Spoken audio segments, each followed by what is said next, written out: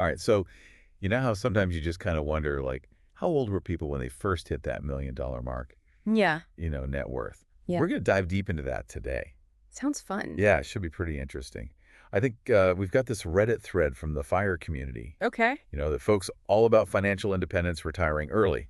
Mm-hmm. And it's just full of personal stories about all the different ways that people reach that seven-figure mark. Yeah, I was looking through this thread and it's pretty amazing the range of ages. Oh, yeah. It's not just, those 20-somethings in tech. Right, right. You see people hitting a million everywhere from their early 20s to their late 50s. Wow. It really makes you rethink that whole idea of a right age to reach that financial target. Okay, but hold on. One person hitting a million at 25, another at 55. Right. That's like completely different stages of life. For sure. Besides ending up at that same number, is there Right. anything these stories have in common? Well, that's where it gets interesting. One common thread that stood out to me was the power of compounding. Okay. And we see that in a few different ways in these stories. One commenter pointed out that having $350,000 invested is almost like being halfway to a million just from a time perspective, thanks to exponential growth. So even if someone's not even close to a million right now, just knowing that 350 is essentially the halfway point time-wise, that's got to be motivating. It is. It really shows why starting early, even with small amounts, can snowball over time. Okay, so you invest like $10,000 today. Okay. Average annual return, let's say 7%. What happens? Well, with compounding in 30 years, that could grow to over $100,000. Wow, that's a huge difference. Right. But what about people who, maybe didn't start as early as they wish they did?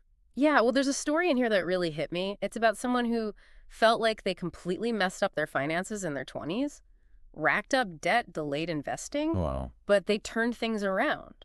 They paid off that debt aggressively and got themselves on that path to financial freedom. So it's not hopeless even if you feel behind. Not at all.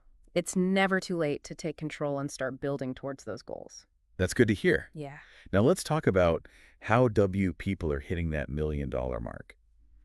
We see folks in high-paying fields like tech and finance, Of course. but then we also see people who did it through incredible discipline and frugality, Mm. even on a modest income. Right. And that contrast is really eye-opening. Yeah. There's one person who was making $60,000 a year, but they hit a million by living frugally and consistently investing. Wow. Makes you wonder if a high income is as crucial as we think it is. It almost sounds like a high income sometimes gives people a false sense of security. How so? Well, they might think, oh, I make a lot, so I don't need to be as careful with spending. Yeah, that's a dangerous trap to fall into. Right. A high income can speed things up, for sure. Okay. But it's not the only way. Disciplined saving and investing are essential regardless of your income level. Right. And then you've got the people who leveraged real estate or built their own businesses. Hmm. Seems like taking calculated risks and creating your own opportunities can really pay off. Absolutely. We've got this great example in the thread, an Australian couple who reached $1 million Australian dollars at ages 27 and 26 through real estate. Wow. Their story shows how location and timing can play a big role in investment success. Okay, so real estate can be a bit of a gamble, but Yeah. with the right timing and strategy, it can really work out. Definitely. But let's be honest, sometimes it feels like luck plays a role in these stories too, right? Like what? Inheritances, Oh, yeah. company buyouts, Mm. or just hitting it big with a particular investment. Yeah, there's definitely some luck involved for some people. Right. You see stories about windfalls and unexpected gains. Yeah. But relying on luck alone, that can be pretty risky. Oh, for sure. That's like winning the lottery. Yeah. It's amazing if it happens, but you wouldn't base your whole financial plan on it. Exactly. So while those lucky breaks can help, it's crucial to focus on the things we can control. Like what? Consistent effort, Mm-hmm. smart planning, disciplined investing. Okay. Those are the real drivers of long-term success. And speaking of success, there's this crazy story in the thread. What's that? Someone who hit $2 million by 25, then lost it all, Oh, wow. but then rebuilt their wealth to $10 million by 47. What a roller coaster. And that's incredible. What do you think we can learn from a story like that? Well, it really highlights that resilience factor. Losing a large sum of money, especially at a young age, Right. that can be devastating. It can. But this person's story shows that setbacks, even major ones, don't have to define your financial journey. That's a good point. It's about learning from those mistakes. Yeah. adapting your strategies, and just keeping moving forward. It's like they say sometimes you have to fall down a few times before you learn to ride a bike. Or in this case, build a multi-million-dollar portfolio. Exactly. And it's a good reminder that the path to financial success isn't always linear. Right. There will be ups and downs, but it's that ability to get back up and keep going that really matters. Now, we've talked about the how and the when of reaching a million, but there's this other layer I keep thinking about. Oh, yeah. What's that? This question of what does reaching a million really mean? Does it guarantee happiness, freedom, or is it something else entirely? It's the million-dollar question, right? It is. And in this thread, it seems like the answer is different for everyone. That makes sense. But if we zoom out a bit, Yeah. a lot of these stories seem to point to something deeper than just the number. What do you mean? Like maybe a million represents a certain level of freedom, Yeah. a feeling of security, or just the ability to live life on your own terms. Right. But does money truly buy happiness? That's a whole other debate. That is a big one. For sure. But you see comments from people who say hitting a million let them make choices they couldn't have otherwise. Like what kind of choices? Choosing how they spend their time pursuing their passions, prioritizing their values. Yeah, that makes sense. There's one story that stuck with me about this woman who traveled the world after hitting a million. She came to realize that happiness is an inside job Interesting. and that money is simply a tool. It's a powerful realization to have. It is. And it highlights how a financial milestone can lead to some pretty profound personal insights. Absolutely. It shows the importance of aligning our financial goals with our values and aspirations. So, yeah, reaching a million might be a huge achievement, It is.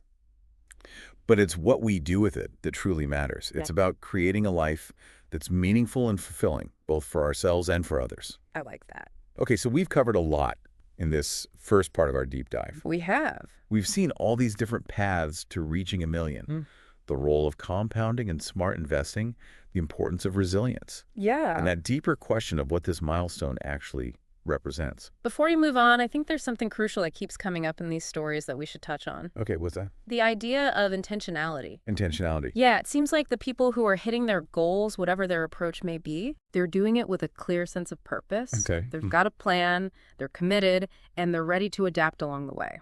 So it's not just luck or circumstance. Right.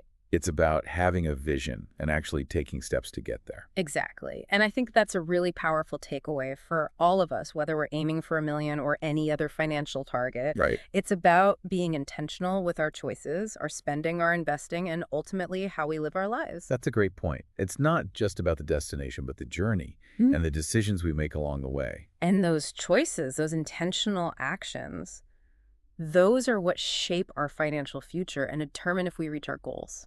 I like that. It's like we're putting together this big puzzle, we've got all these different pieces, the ages, the approaches, those setbacks, the wins. But what's the bigger picture here? What can we learn from all these stories that can help us on our own journeys, with money? That's a great way to think about it. So what puzzle pieces are like really standing out to you? What are some key takeaways that we can really give to our listener? One that really jumps out at me is this whole idea of continuous learning and adapting. Yeah. A lot of people in this thread talk about teaching themselves about personal finance, making mistakes, adjusting their approach, and just being open to new information. So it's not about knowing everything right from the start. Right. It's more about that willingness to jump in, learn as you go, and just keep getting better over time. Exactly. And that ties back to what we talked about earlier, starting early. Yeah. Even if you're not like an investing guru right now, Yeah. just taking those first steps, even with a small amount of money, can set you on a path of growth and learning. It's like picking up a new hobby. You might be a little clumsy at first, but with practice and patience, you can become pretty good at it. I like that analogy. And speaking of skills, one that seems to come up a lot in these stories is that ability to spot and then actually use opportunities to your advantage. Whether it's the stock market, real estate, or even starting a business, putting your money to work for you, that's a common thread. Yeah, for sure. And it's not limited to just one type of investment either, right? Right. We see people talking about index funds, rental properties, even those online businesses. Yeah.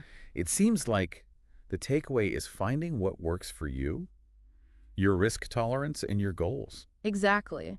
And this leads to another big idea that keeps popping up, diversification. Okay. Spreading your investments across different asset classes. Oh, yeah. That's a classic way to manage risk and really maximize those returns. That's like they always say, don't put all your eggs in one basket. Exactly. You want that mix of investments, so if one area takes a hit, you're not totally wiped out. Right. Diversification helps you weather those ups and downs of the market and smooths out your returns over time. Now, while these stories are really inspiring and full of great insights, it's important to remember that everyone's journey is unique. Absolutely. You can't compare your chapter 1 to someone else's chapter 20. Everyone has a different starting point, different goals, different obstacles. It's like comparing apples and oranges. Exactly. What works for one person might not work for another. But it's interesting, though, this Reddit thread seems to create a sense of community and shared learning instead of, like, competition. I agree. People are giving advice, support, encouragement, no matter where they are on their own path to financial freedom. It's refreshing to see that kind of support in a space that could easily become all about bragging rights. Right. It speaks to the power of these online communities like our Fire. They offer a safe space for people to connect, share, and learn from each other. Okay, so we've talked about learning, adapting, finding opportunities, diversifying, and remembering that everyone's different. What other wisdom can we pull out of this Reddit thread for our listener? One that really hits home for me is that idea of defining what $1 million means to you. Okay. Is it just a number, a symbol of freedom, a step towards something bigger, or something completely different? I love that. It's like having your own personal compass for your money journey. It is, and knowing your why that can keep you motivated and help you stay focused on the long game. Definitely. Another takeaway that seems crucial is the whole mindset thing. Oh, yeah. So many of these stories talk about believing in yourself, in your abilities, Mm-hmm. and your potential for success with money. It's about having that growth mindset, believing that you can learn and grow even if you make mistakes along the way. Right. And when it comes to money, that mindset can be really powerful. It can. It allows you to see challenges as learning opportunities and setbacks as just temporary bumps. And it helps you stay resilient, which seems like a key theme in a lot of these stories. Definitely. Life throws curveballs, right? It does. The market changes, unexpected expenses come up, but these people find a way to bounce back, adjust their strategies, and keep moving forward. So resilience is essential in any part of life, It is. but especially when you're going after those long-term goals like financial freedom. It's about having that inner strength and determination to stay the course even when things get tough. Like that voice inside you that says, okay, this is hard, but I can do this. Exactly. And that brings me to another important point that comes up in this thread, the value of community and support. Okay. Many of these folks talk about how connecting with others who share similar money goals has been a game changer for them. So whether it's finding a mentor, joining an online group, or even just having a friend who's also on that path to financial independence, that support system can make all the difference. Right. It's about sharing celebrating wins and giving encouragement when things are tough. It's knowing you're not alone. Now let's circle back to this whole reaching $1 million thing. It's a big milestone for sure. It is. But is it really everything it's made out to be? That's the big question, right? Yeah. And if we look at the comments in this thread, we see a whole bunch of different opinions. Like some people see it as the magic number to unlock ultimate freedom and happiness, while others are more cautious, saying money alone doesn't guarantee you'll be fulfilled. Right. And it's important to remember that reaching $1 million is just one step in a much bigger journey. Good. It's a milestone to celebrate, but it's not the final destination. It's like that feeling when you reach the top of a mountain. Yeah. You take a moment to enjoy the view, catch your breath, and then you start thinking about your next adventure. Exactly. And that's why it's so important to have a clear picture of what you want your life to be like once you hit that goal. Like, what do you want to do with your time? What are you passionate about? What impact do you want to have? What does a good life actually look like for you? Those are the questions that really matter, because financial freedom is all about having the resources and flexibility to pursue the things that bring you joy and purpose. Okay, so we've covered a lot here. We've looked at the different paths to $1 million, the lessons we can learn, and the importance of figuring out what this milestone means to you personally. But before we wrap up this deep dive, I want to go back to something you said earlier about intentionality and how it plays into this whole reaching $1 million thing. Right. You know, we've seen so many different ways to get there, Right. but it seems like that common thread is having a clear purpose, like a why, behind that goal. It's almost like that $1 million mark is less about the destination and more of a signpost along the way. You know, it's a marker that tells you, hey, You've had a certain level of success with money, but where do you want to go from here? So instead of asking, like, how do I get to a million, Yeah, maybe the better question is, what do I want my life to look like once I'm there? exactly. And that question, that vision for your future, that can be super powerful. Oh, It yeah. keeps you motivated when things get tough, helps you make smarter choices with your money, and ultimately helps you create a life that really reflects what you value and want. That makes sense. Yeah. It all comes back to that question we asked our listener earlier. What does hitting $1 million actually mean to you? Is it about retiring early? Yeah. Financial security for your family, the freedom to travel, or maybe work on something you're really passionate about. Right. Or maybe it's like a mix of all those things. It could be. And there's no right or wrong answer here, right? No. It's about what matters to you. Exactly. And it's really interesting how this Reddit thread shows how personal those money goals can be. Yeah. What's a dream for one person might not even matter to someone else. Sure. It all depends on what you value, what your priorities are, and what you want out of life. So if you're listening and you're working towards that $1 million mark or any big money goal for that matter, Yeah. take some time to think about what that number really represents to you. What will it let you do? How will it change things? What kind of legacy do you want to leave? And don't be afraid to dream big. Yeah. Financial freedom isn't just about the money itself. Okay. It's about using that money to make a life that's meaningful and fulfilling, a life that lets you make a difference and leave a positive mark on the world. I love that. It's about more than just dollars and cents. It- It's about the doors it can open, the experiences it can unlock, and the impact it can have on you and everyone around you. So to everyone out there listening, keep exploring, keep learning, and keep pushing towards those goals. But remember, the journey itself is just as important as reaching the finish line. Right. Enjoy the process, celebrate those small wins, and never stop learning and growing. And hey, maybe one day you'll be sharing your own story on Reddit, inspiring others to chase their dreams of financial freedom and build a life they truly love. That's a great thought. It's amazing to think about how one person's story can motivate others to take action and make positive changes in their own lives. Well, that brings us to the end of our deep dive into the world of $1 million dreams and all the different ways people are making it happen. It's been a great conversation. It has. Thanks for joining us on this journey, and until next time, keep seeking knowledge, keep exploring, and keep reaching for those stars.